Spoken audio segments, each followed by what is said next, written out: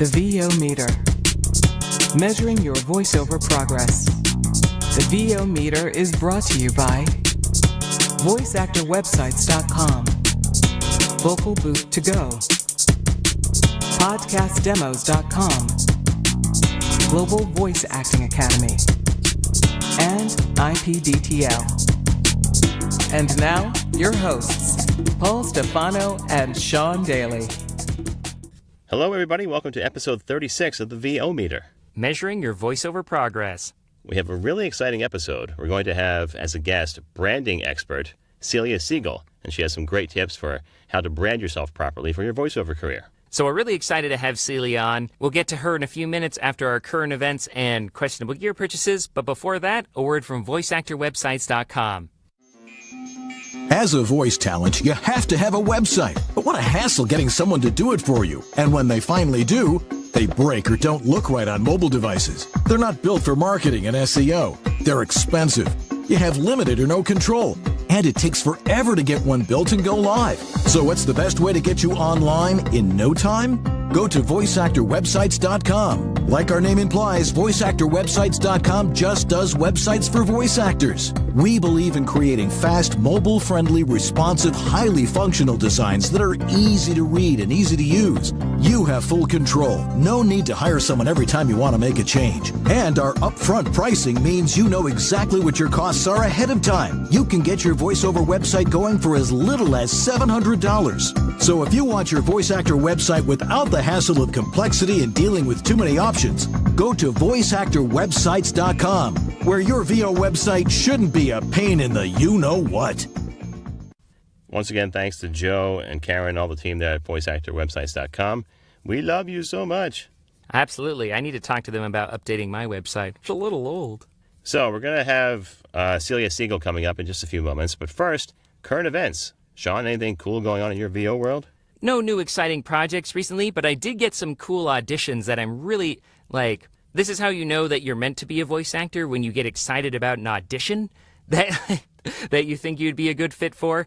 It's actually for a sort of an audio tour for a zoo. And I'm like, oh my God, I love zoos and cool. animals. And it'd just be kind of like being a little audio zookeeper talking about big cats or something like that. I remember one of those as a kid when I used to go to the Philadelphia Zoo. They had, I guess one of the first times I was exposed to a voiceover like that was this old tape recorder that you would put like a key into. This is back in 1981, 1982. You put this little key that was shaped like an elephant into the little recorder at each animal display or enclosure, and it would play a little audio tour by a voiceover person, I guess. I have no idea who it was. I'd love to find out who that was back in 1980. If you're listening and you were the voice of the Philadelphia Zoo in the 80s, please let me know. Might have just been one of the staff. Who knows? I remember my first experience with those kind of museum tours was back when they gave you, you had to wear it, you wore like a shoulder strap, and they had that one kind of recording device almost like from Home Alone that he used to play with. It was this big old thing. But luckily, the technology has gotten much more portable than that. But I've done audio tours like this in the past. I had a wonderful German client a few years ago where I got to do a whole audio tour about this really innovative, eco-conscious community. So I love doing work like that, and I hope to get, I'm really hoping for this. I actually joined one of our workouts through GVAA so I could get some feedback on it and get a read that I was really confident in. So never be too proud to get that additional help and training on those important auditions. So that's pretty much all the things I've got going on right now. What about you, Paul? Or actually, no, I do have one more thing. So on top of that, I'm trying to just kind of reinvigorate myself and kind of refresh some things about my VO business. I'm scheduling a new commercial demo within the next month or two, as well as, Who's that with? Our good friend Terry Daniel, actually. I bought this credit from him years ago. I never heard of that guy. Never. Barry Spaniel, who the heck's that? But this was he was actually one of my first voiceover coaches. He did all of my original demos, and so before I left Japan, I asked him to do, I just got another credit from him, and then we both got so busy that 2 years later, and they still haven't redeemed it. So we both in agreement that this is a long time coming.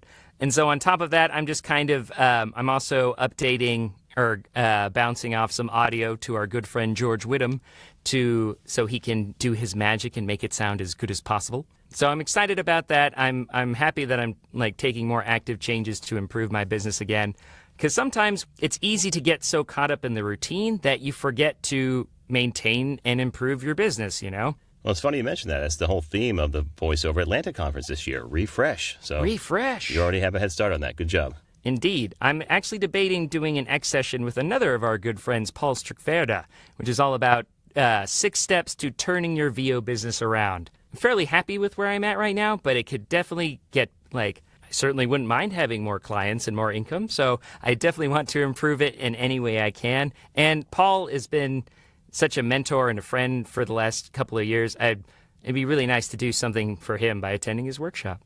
Very cool. So that's pretty much all I've got going on for current events. What about you, Paul? Yeah, I have a couple of cool things going on. In the last episode, we talked about my son having a directed session coming up. Yeah. So we did that on Friday, and it was pretty interesting. It was an hour and 15 minutes, and I got to say, he was pretty strung out at the end. I totally understand child labor laws because an hour and 15 minutes was way too much for a 7-year-old. But we did get it done. Oh, my goodness, yeah. Yeah, I mean, he was a trooper, and he's terrible about drinking water, just in general. You know, he's a typical toddler. He only wants to drink juice or Capri Suns or soda, yeah. So I had the water, and he didn't want to touch it for the first hour. And then finally, I got him to drink some of it, and then he was okay. But after the hour and 15 minutes, he was definitely done. But it went great. The best part was we didn't have to edit it. We sent it off to the client, and they said they liked it a lot, and they're going to be using it soon. So I'm excited about that. And then I am working on my first book for Punch Audio, which is pretty cool. I wanted to work with them for a while, had submitted, and had not heard back, but now they gave me a title to work on.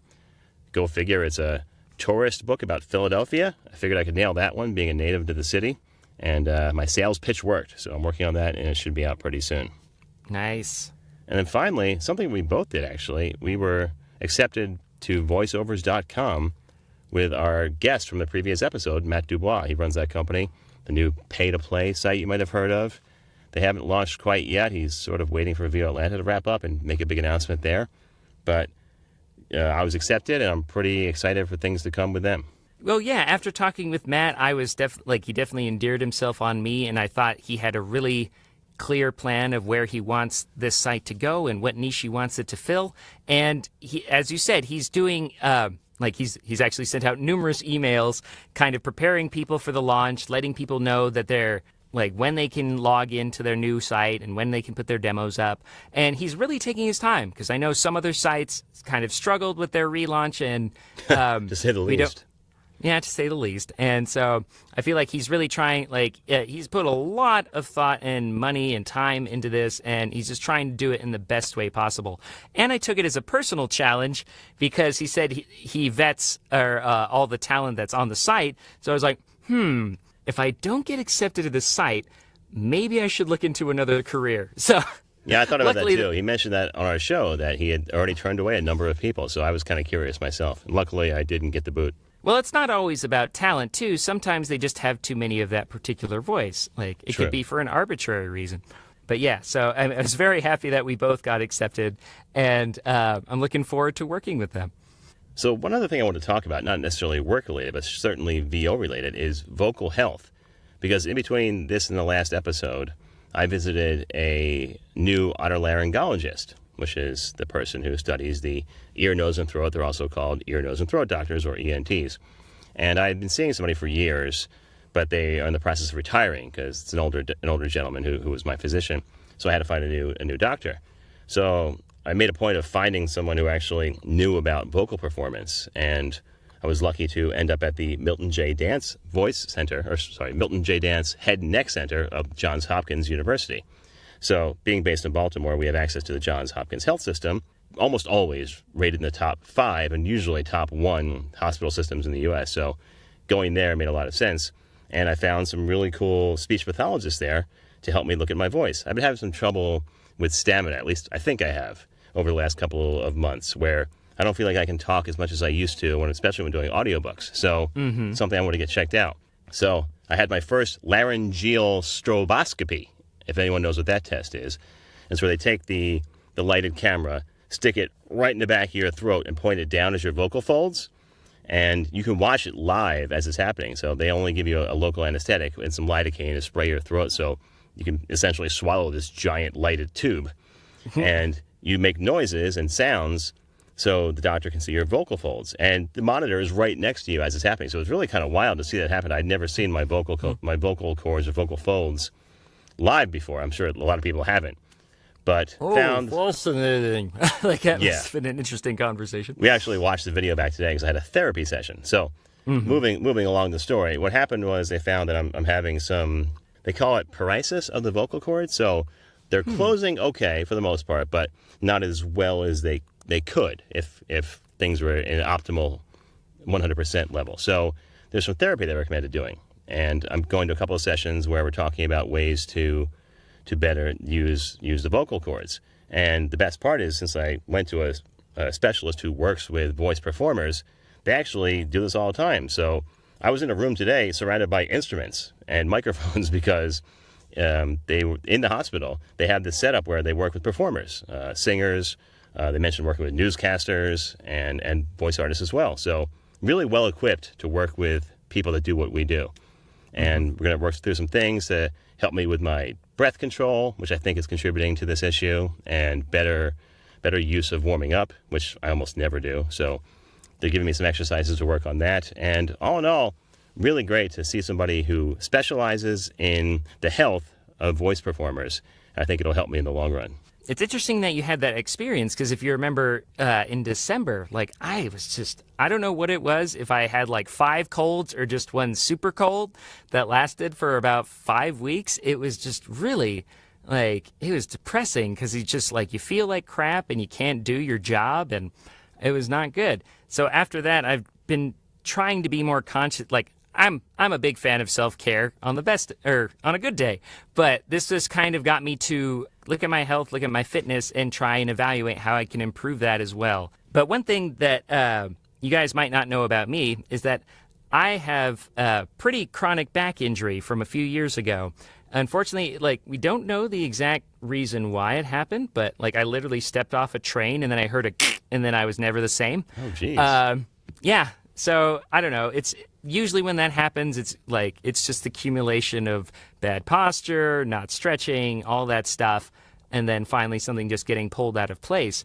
But so I got this one device called a plexus wheel. It's essentially a foam roller for your back that it's got like a little channel that your spine can fit through. Because that's the problem with a lot of foam rollers, if you've ever used a traditional one, is you can't really get them over your...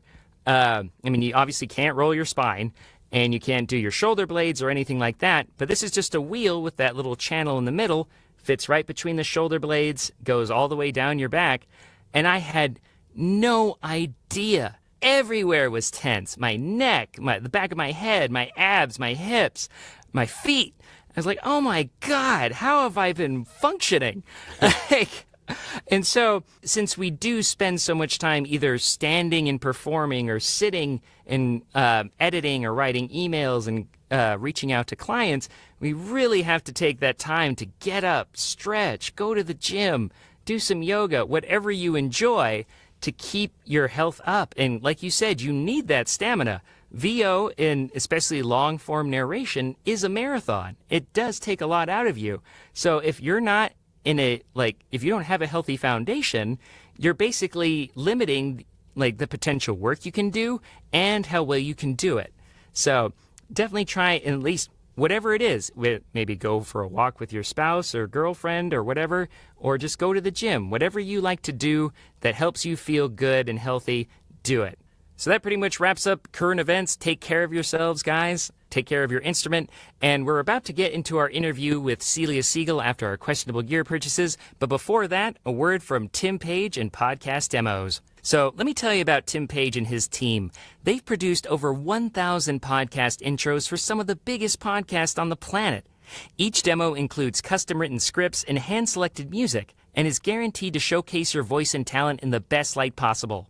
With a finger on the pulse of what podcast producers want, you can be sure your podcast demo will sound professional, current, and competitive.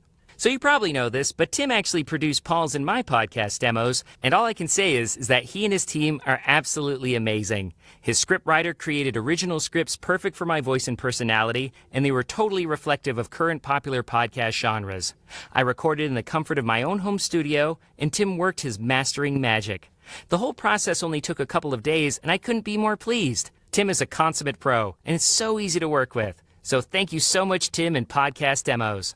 All right, we have a treat for you coming up. In lieu of a questionable gear purchase, Sean and I actually did a mic shootout of the mics we had laying around the house, which will sound ridiculous after you hear how many there were.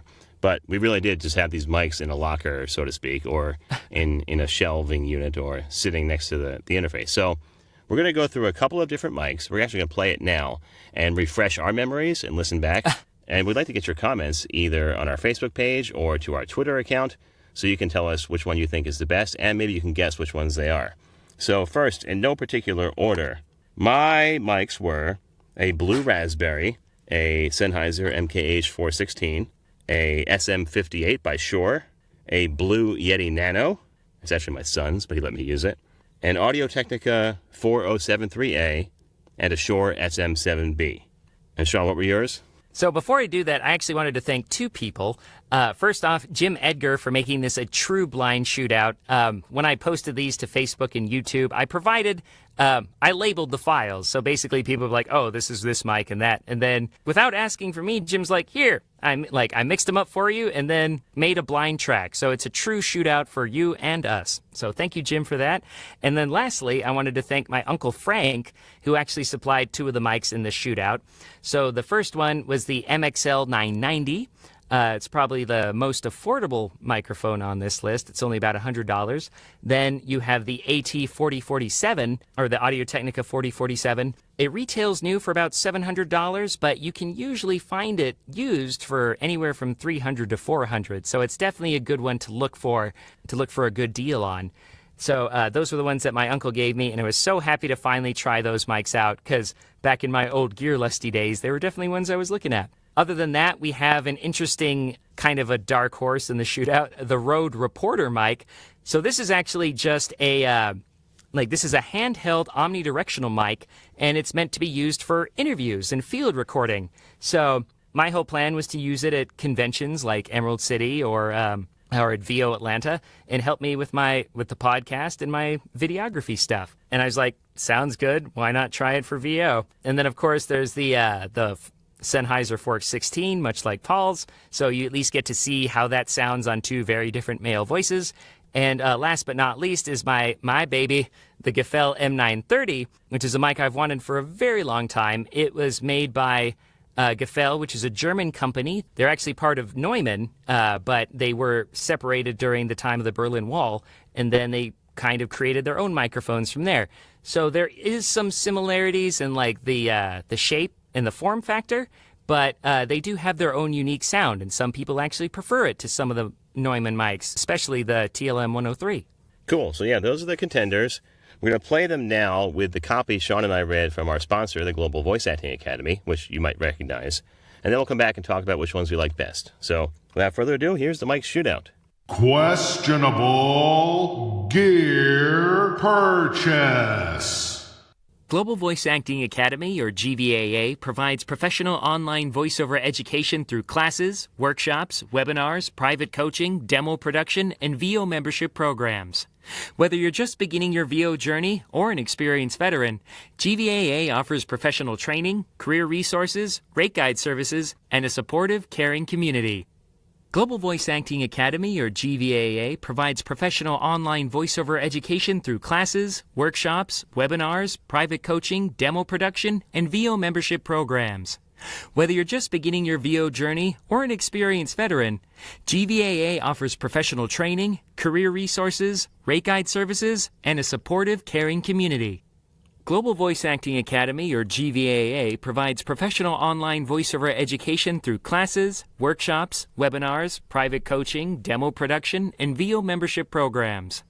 Whether you're just beginning your VO journey or an experienced veteran, GVAA offers professional training, career resources, rate guide services, and a supportive, caring community. Global Voice Acting Academy, or GVAA, provides professional online voiceover education through classes, workshops, webinars, private coaching, demo production, and VO membership programs. Whether you're just beginning your VO journey or an experienced veteran, GVAA offers professional training, career resources, rate guide services, and a supportive, caring community. Global Voice Acting Academy, or GVAA, provides professional online voiceover education through classes, workshops, webinars, private coaching, demo production, and VO membership programs. Whether you're just beginning your VO journey or an experienced veteran, GVAA offers professional training, career resources, rate guide services, and a supportive, caring community. Global Voice Acting Academy, or GVAA, provides professional online voiceover education through classes, workshops, webinars, private coaching, demo production, and VO membership programs. Whether you are just beginning your VO journey or an experienced veteran, GVAA offers professional training, career resources, rate guide services, and a supportive, caring community. Global Voice Acting Academy, or GVAA, provides professional online voiceover education through classes, workshops, webinars, private coaching, production, and VO membership programs. Whether you are just beginning your VO journey or an experienced veteran, GVAA offers professional training, career resources, rate guide services, and a supportive, caring community.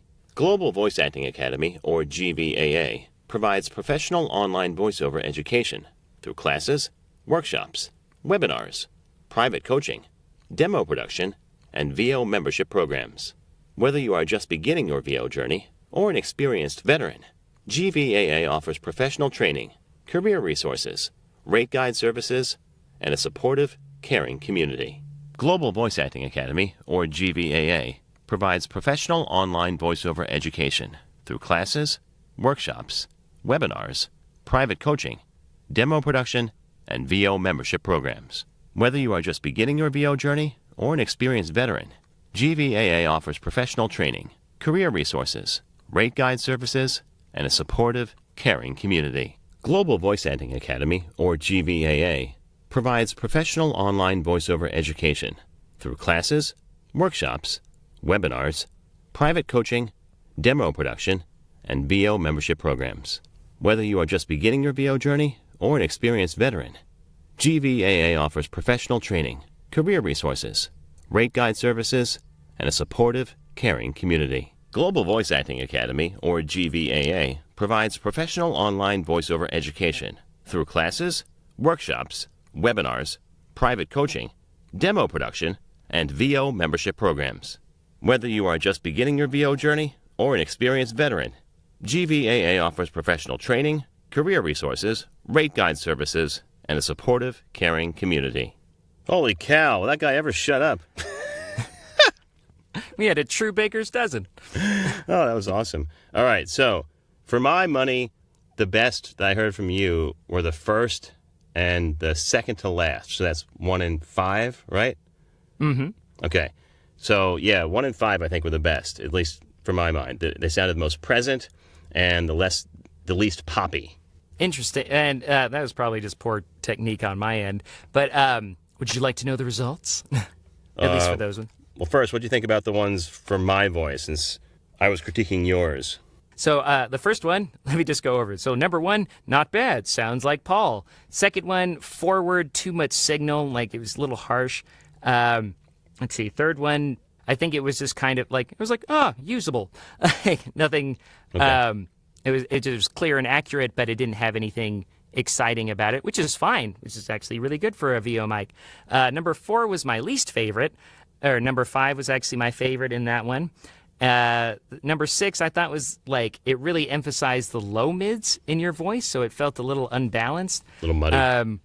Yeah, so it's like all body, no head kind of thing. Yeah. All right, cool. So But yeah, you think we should spill the beans? What do you think? Yeah, definitely. Why not? Why not? Okay. Okay, so you said that your 2 favorites were number 1 and 5 in mine, and that was the AT4047 from Audio-Technica. My own notes, I thought that was clear and smooth, little mid-rangey, but not unpleasant. I actually preferred that to the 416, which was number 4. So, which I thought was a little strident, and as you heard, it was really really poppy. It was really receptive to plosives. Number 5, I was surprised, but because that was actually the Rode Reporter mic. So I'm actually really I think my math might have been off too. How many did you have? I had 5. Oh, well then, yeah, sorry. Then. Oh, so you chose the 416, didn't you? So then 5 would be the worst, and 4 would be my favorite. Okay. So you like the 416. Oh, my okay. favorite, my favorite was actually was the Cafel, and I hope it's not just because it was the most expensive, because it had the clarity and the smoothness of like the AT-47 and the clarity of the 416, but for lack of a better word, it's almost like it just enhances my voice. Like it just sounds a little bit smoother, like not artificial, but it's just like, it just sounds really pleasant to me. So I'm really happy that I have it. Awesome. So let me go over mine. The ones you picked, at least based on what I think you picked with the numbers.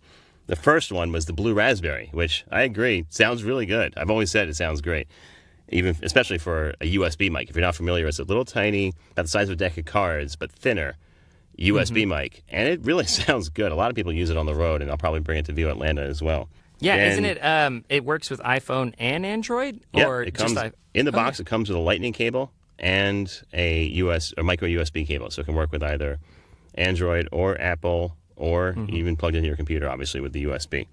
Very cool. So remember, if you're using an Android device, you might have to use, because Apple has their camera connection kit adapter that lets you use audio devices with them. The version for Android is called an on-the-go or an OTG cable. So make sure if you have an Android and you're trying to hook up audio equipment to it, whether it be a USB mic or an audio interface, that you have that OTG cable.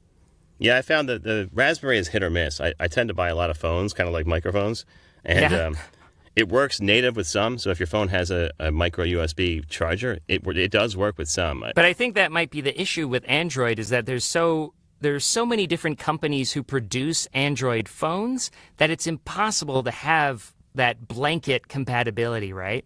Yeah, exactly. So moving along in the Mic Shootout, the one you didn't like, number 2, was the 416. And it's not uncommon, because we've had this discussion before where you and I have done personal tests. The one you liked the best was the Audio-Technica 4073A. That was number 5. Nice. And I've always said that sounded great. Yeah, when I did my direct shootout with the 416 and that mic, you said you liked the the Audio-Technica one better, so that's not surprising. The super muddy one, the last one, is the Shure SM7B, and that people give that complaint to that mic a lot, that it just doesn't have any high end. It's all mud. And the one you said was usable but nothing special was an SM58, and that's the experience I've had too. It's a dynamic mic, generally used for singing for live performances, but I've had it in here for years. If you saw my appearance, or Sean and my appearance on VOBS a couple of years ago, it was sitting in the background. I was worried they were going to give me heck for having a dynamic stage mic as an audio mic, but it works well. And you know what? The one I use for my son is this mic too. It works great on little kid voices. I remember when I was looking for, this was years ago, before I really even had my own studio set up, but I was looking for a portable or like a travel mic. Like, this engineer actually recommended the 58. So I was like, really? Yeah, you never know. Yeah, it's not bad. And it's also, like people say, it is sturdy. It is really sturdy. I dropped it last week at a Cub Scout Pinewood Derby I was emceeing, and it bounced right back, and we used it for my son's session on Friday. Well, that just goes to show, like, a lot of people, I mean, the whole dynamic versus condenser thing, it's like, dynamic microphones aren't bad microphones. They're just not good for voiceover, because, like, comparatively, condensers just get so, like, they're so much more sensitive because they get, like, that extra power from the phantom power, and they can really capture the full spectrum of the voice and nuance of your performance. So it's not that these are bad microphones or bad tools, it's just pairing the right tool for the job. Yeah, if you have a great space like I do, and a nice interface, serviceable interface that can power it enough, it'll sound really good. Almost anything will sound good. True. All right, we should probably move on. Well, I did want to talk about that one, like the MXL 990, because this mic's only like $100 new, but you could probably get it secondhand for as little as $20. And it sounds really nice. Like, I was just, if you ever needed... Yeah, I bought several, actually. So, and I think the last one I paid $45 for, so yeah. That's awesome. Did you get, like, the flag-shaped one, or like the one that looks like the U.S. flag? Actually, I was looking for one. I thought that was going to be my mic when Michael Jolly was still in business, the mic modder. My plan was to buy the American flag one and ship it to him. It's called the Patriot, and make that my dream capsule mic. But then I just got lazy, and then he retired, so it didn't happen. Womp, womp. I bought a regular gray one. Sad day. Well, you can paint it yourself and truly make it your own mic. But yeah, I was pleasantly surprised. So thanks again to Jim and Uncle Frank for supplying me with those mics, and thanks, Paul, for playing along and supplying plenty of your own. My pleasure. So we'll get to our talk with Celia Siegel in just a moment, right after a word from our sponsor, IPDTL. Now, if you don't know, IPDTL is the cost-effective ISDN replacement. It's great for interviews, outside broadcasts, and of course, voiceover. There's no special hardware or software required. It works anywhere with an internet connection. There's monthly or annual subscriptions. It runs in the Chrome web browser, and the best part is it just works.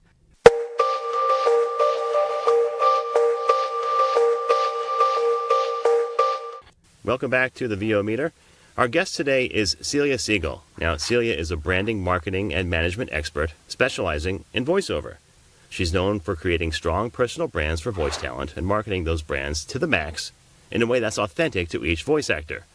No matter where you are in your voiceover career, Celia can help you make sound business choices and strategize for success. Before founding and building CSM, or Celia Siegel Management, Celia was a top West Coast talent agent at CESD. Celia can help talent identify when taking classes and auditioning has become a full-time job instead of the actual paying work, and how they can fix that by turning activity into a powerful career. Her multi-leveled expertise and extensive knowledge of the ever-changing voiceover industry helps voice actors across the globe grow their VO business and take their careers to the next level. Please join me in welcoming Celia Siegel. Hello, Celia.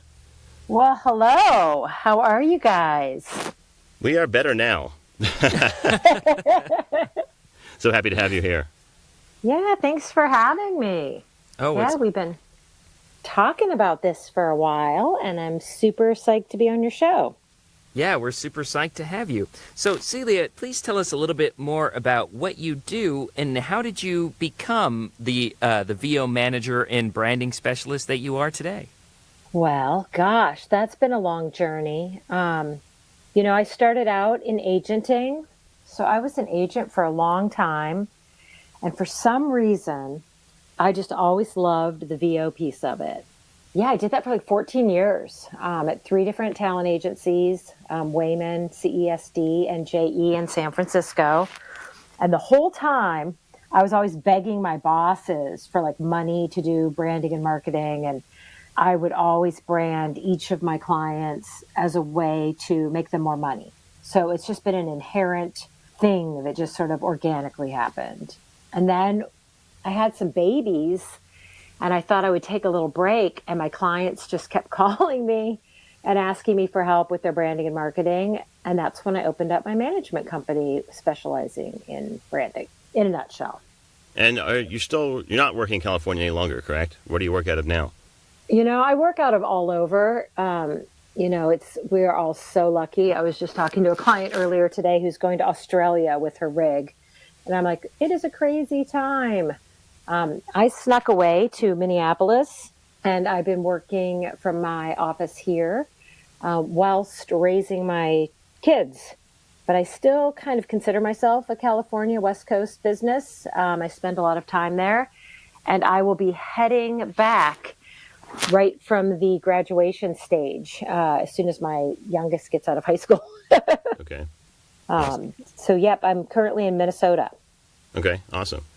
So I noticed you have an entire team at your disposal now with CSM. Tell us about your team members and what unique services you feel your team brings to the table.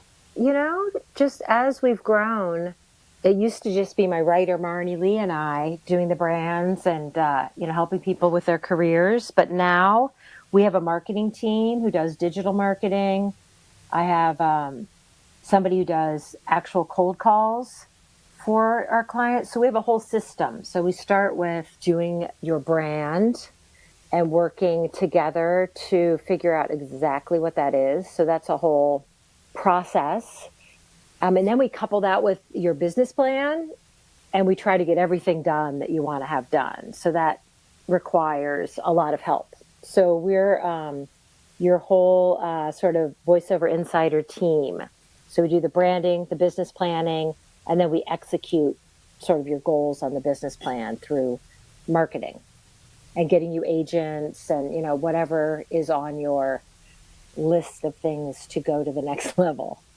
Very cool. So let's talk a little bit more about branding, because a lot of talent might not understand why it's so important. So can you tell us a little bit more about that, like figuring out the branding process for talent without revealing too many of your trade secrets, of course?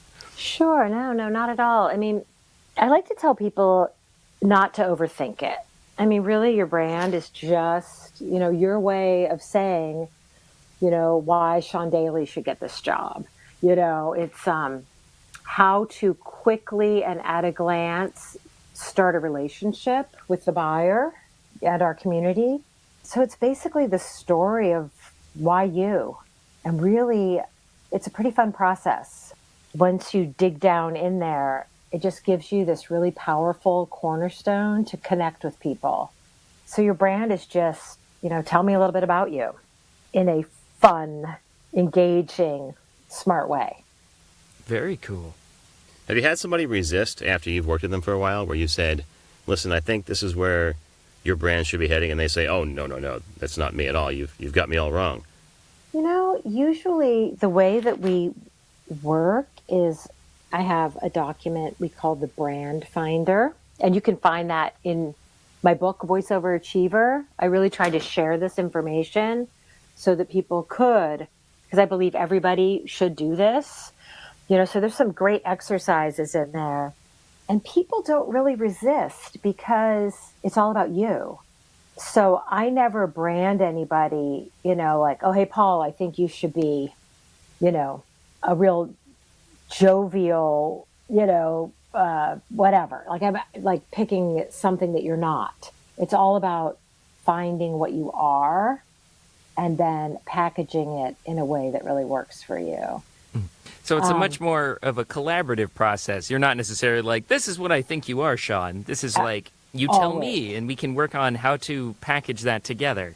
Yeah, I mean, that's my biggest desire when I work with people is, I always say when you hit it right, you feel like jumping up and down. It really is this feeling of being seen, and that's when we know we've gotten there. And we never stop until we get that feeling of, yes, that's me. I'm proud of that.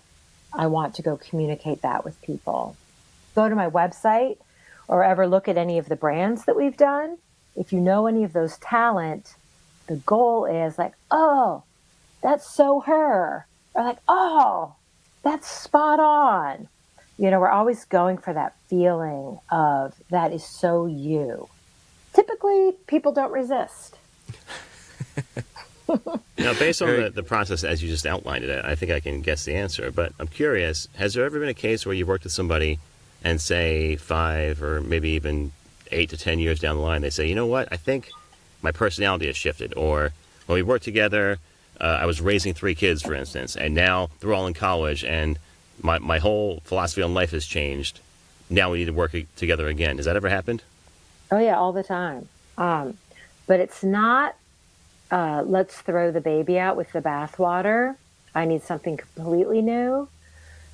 When you look at national brands and you really watch, you've seen those studies on the Coca-Cola logo or the Pepsi messaging or Morton Salt. Every few years they morph, so your brand needs to change with the trends.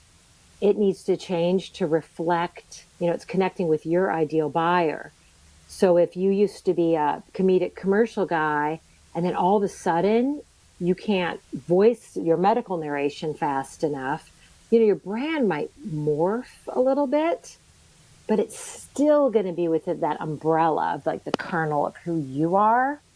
So I've been doing this long enough. I've had my management branding company for 16 years, I think. So in that time, I have clients who've been with me the whole time as their manager, and I might be on my 3rd brand with in 16 years. So yes, your brand does need to grow and change, but if you do it right the first time, it's going to be a shift, because you don't want to ruin all that brand equity by just showing up with something completely different. you want to keep that brand recognition. So Very if they cool. do it right with you, then that won't happen. You'll be able to grow as opposed to completely 180 degreeing your brand.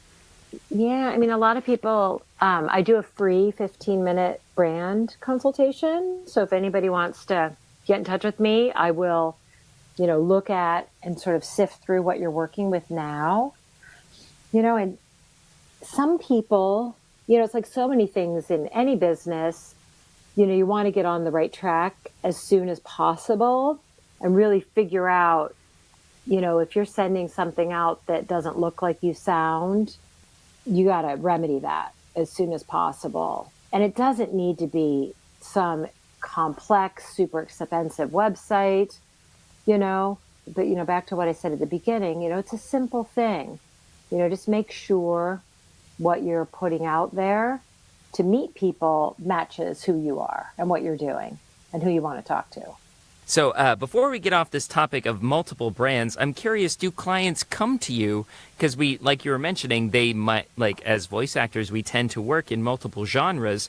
Do they come to you to say like, hey, I've got this sort of audiobook brand and this also, like you said, this comedic commercial brand? Does that happen often or at all?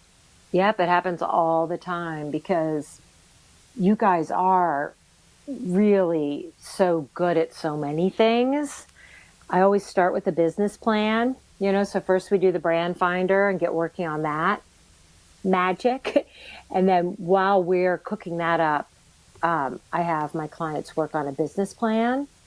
And if you've never done a business plan, it's such a great focusing tool to really lay it all out there. And I have had many clients who have been like, oh my gosh, I'm doing 5 full-time things. And we need to strategize and brand in a way that we're speaking to all of their separate genres. I have many people who are like, I'm doing 5 things, but I really only want to be an audiobook narrator. And I want to be the best, and I want to brand that way. And it's been really powerful to just claim your path. So yes, frequently there are many, many hats in one brand. That's awesome. I have one more question because a lot of our audience is newbies, quote unquote, people that are just starting out in the business. Do you ever tell anybody they're not ready to work with you? Being an agent in your past, you know talent. Have you ever said to somebody, your recordings sound like you're talking with your head in a toilet, or you need some coaching, or you need some dialect coaching before we work together? Has that ever happened? Oh yeah, all the time.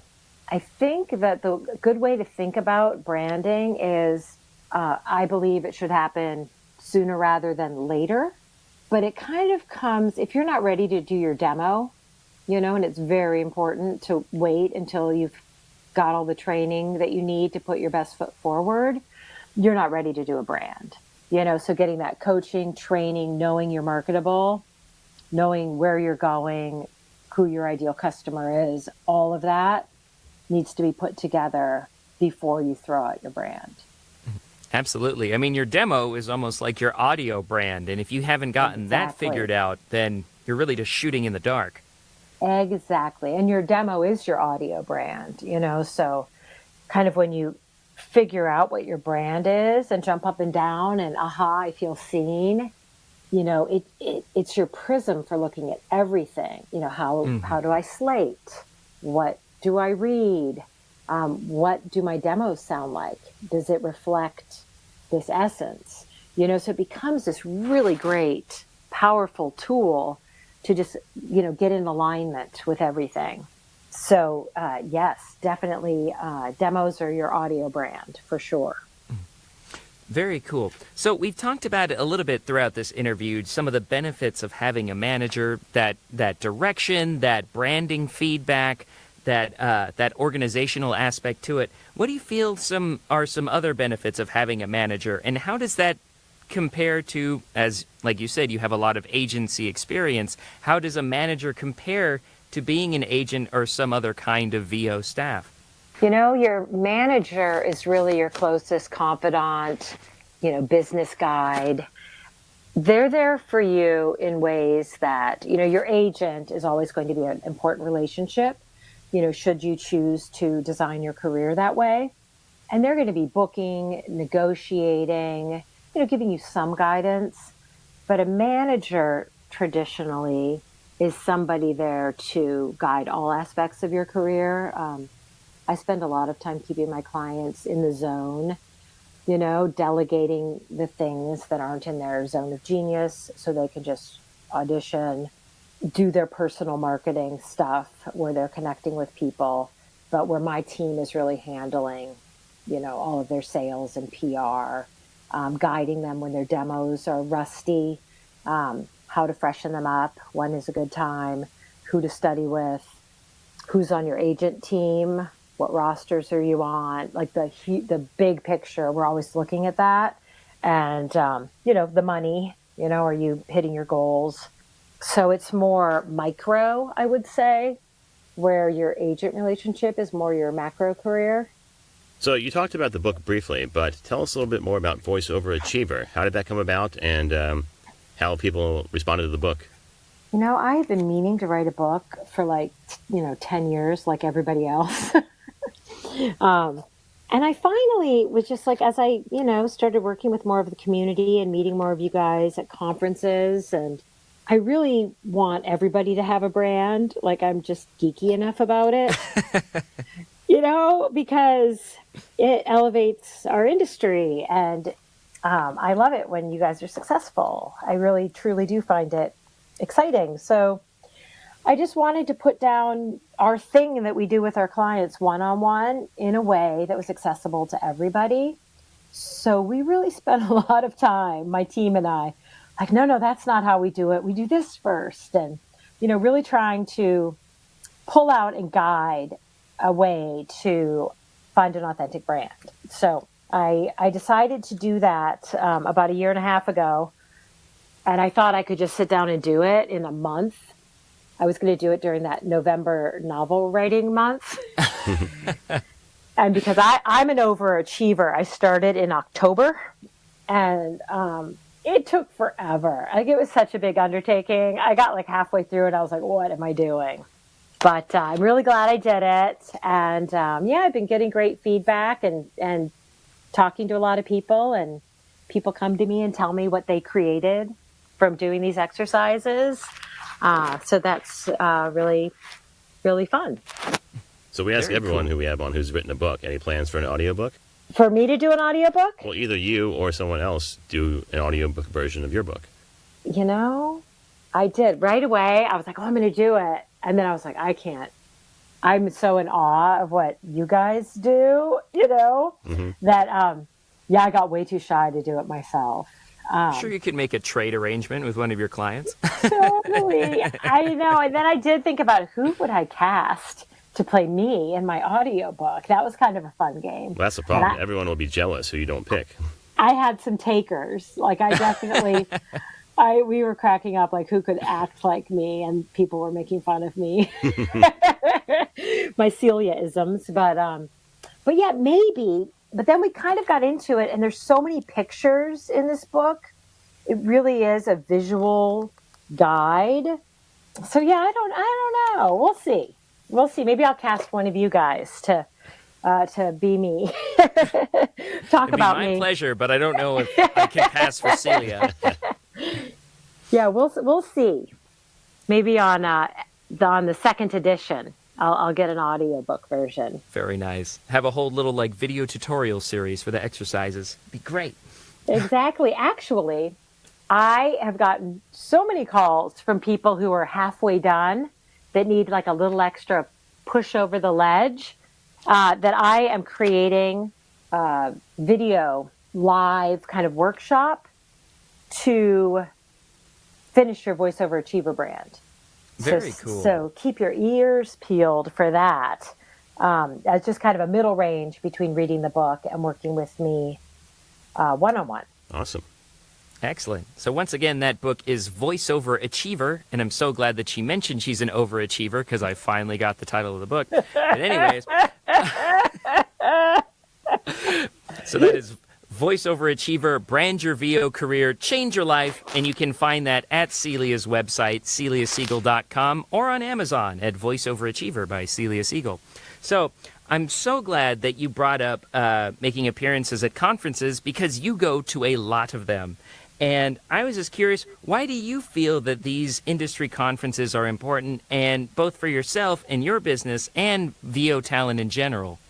It has been, I've been in this industry for decades, and the advent of the voiceover conference has been so wonderful for our community. Can you imagine if we didn't all know each other, how diminished our days would be? Yeah. There's nothing to look forward to ever. It's so cool. Here I am doing an interview with you guys, and I know you, It's pretty cool. So I think that on so many levels, the voiceover conferences are career building for you guys. And certainly it's wonderful for me because I get to meet you and share information and learn from you. So yeah, I think I've seen every single person who's gone to their first voiceover conference explode. Their brains explode. And they do better. They connect more, they make more money. They connect with great coaches that are a good partnership for them. And even just, going to the conference and going to all those breakout sessions and learning stuff is, I think it just elevates the whole industry. Do you guys like voiceover conferences? Oh, absolutely. I mean, and I've, people who have listened to the podcast know I've benefited an almost unfair amount from, say, VO Atlanta. I would agree. Hey, man, I worked for that scholarship. Sean won the scholarship the first year. Right? First year. The rest of them are debatable. But I mean, I'm so glad that you said that, or those things, because around this time of year, you start seeing all those messages, conferences coming up soon. Is it worth the investment? And yeah, there you go. The networking opportunities, just learning so much about the industry at one place and getting to meet so many people in it. Even if you decide after you go that you're not going to pursue voiceover, it's still that's a worthwhile return. And instead of spending thousands on equipment and coaching that isn't going to help you out in the end. So I'm so glad that you brought up the benefits that you perceive from the conference. Yeah, I think it's a really lucky thing that, and there's so many people that put on such great conferences and the work they put into it. And we are fortunate to have the opportunity to do this together. Mm-hmm. Yeah, you probably know and probably tell your clients that one of the things about the conferences is you do definitely get what you put in, though. So you have, at least I like to tell people to make sure that you participate when you go there. Don't be a wallflower. Don't stand in the corner and not talk to anybody. You have to participate in order to get something back. And if you do, it'll come back in spades because everybody is so willing to give of their time and information, including you, Celia. We talked at Mavo, and now here we are doing an interview together. Yeah, no, absolutely. And I think it's such a friendly community, and the speakers are there because they want to teach and impart information. And you're actually doing them a favor by coming up and asking them to share their knowledge. And I know at VoiceOver Atlanta, there's that insane competition with creating the team radio challenge, spot. The radio spot. And, Sean the won team that challenge. too. Yeah. The team challenge. And it's who in their right mind would do that? Because it's insane. But everybody I talk to who does it is that was the best thing ever. And they make these lifelong relationships. And, people who matter get to hear them perform. And, it's creating something awesome, and hard work. But yeah, it's a harrowing experience. Cliff Zellman actually he was like, "Come on, Sean, we need a team for a month." And they're like, "No, Cliff, I just want to enjoy the conference." No. He's like, "Please." And I finally did, and our team won that year. And it was exactly like what you said. I mean, we built lifelong friendships together, and some of us even got agency representation because they were so impressed with what we produced. So yep, I remember that year, and it was so impressive. I still remember everybody that was on that team that won. I'll remember that, You remember Sean falling up the stairs on the acceptance speech? Oh, yeah. Yeah, this close from bleeding out is terrible. That's okay. It's what's her name at the Mary Academy Catherine Award? Gallagher. Oh, my God. Oh, man. Is that what you were thinking? Because that's what I said before about it. Yeah, totally. Oh, that's great. Well, we talked about some conferences that we've been to. Tell us about some of the future plans you have for CSM in general. What's your big picture for the management company in the near term and then in the far term? To brand every single voiceover talent in the world to have an awesome career. No, just kidding. Sounds like your mission statement. Yeah, my mission statement. Beautiful brands for all. Nice. We have it pretty solidly locked in. I mean, we have our, one-on-one branding program. I love our management roster and working with talent one-on-one and doing the management side of things. I guess the new thing on the horizon is the branding class, the master class that I'm doing. That's kind of the new menu item. And doing some speaking at some conferences out and about and connecting with people is kind of the CSM business model. That pretty much wraps up the questions that we have for you, Celia. So I just want to know, because our audience, I'm sure, wants to know at this point, how do we get a hold of you? How can we find out about your book, about your wonderful services? How do people get in touch with you? I have a website, CeliaSiegel.com, and I have all my services on there if you want to check out how to work with me. I've got examples of brands. You can read my book, which is available on Amazon. Follow me on social media, LinkedIn, Twitter, Instagram. So I'm out and about. So we'd love to connect. And as I mentioned earlier, and I mean it, I do free 15-minute brand consultations. With any question you want to come to me with, or you want to pick between this and that, or any burning questions, just shoot me an email and we'll get you on the schedule. Very cool. I think I will do that myself. Sweet. I would love that. Awesome. Oh, yes. I've been to your website. So, we'd love to go over that with you. Famous. You have some work to do, Sean. What was that, Paul? You have some work to do. Oh, I agree. Well, Celia, thanks again. Yeah. We can't thank you enough for joining us, especially with the brief technical delay we had, but it's kind of our thing. We appreciate you taking the time today. Oh, my pleasure. Thanks you guys so much for having me and all that you do by putting this podcast together for people. Absolutely. It's our pleasure to connect our audience with wonderful resources like you. Well, thank you.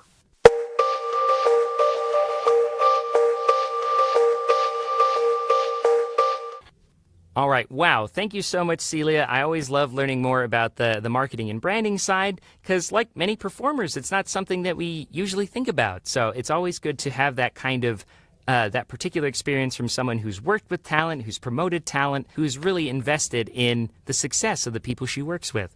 Yeah, we can't thank you enough for being on, Celia. Twice now. Yeah. So that pretty much wraps up this episode of the VO Meter. But before we go, I wanted to say thank you to one of our oldest sponsors, our first sponsor, actually, Vocal Booth To Go.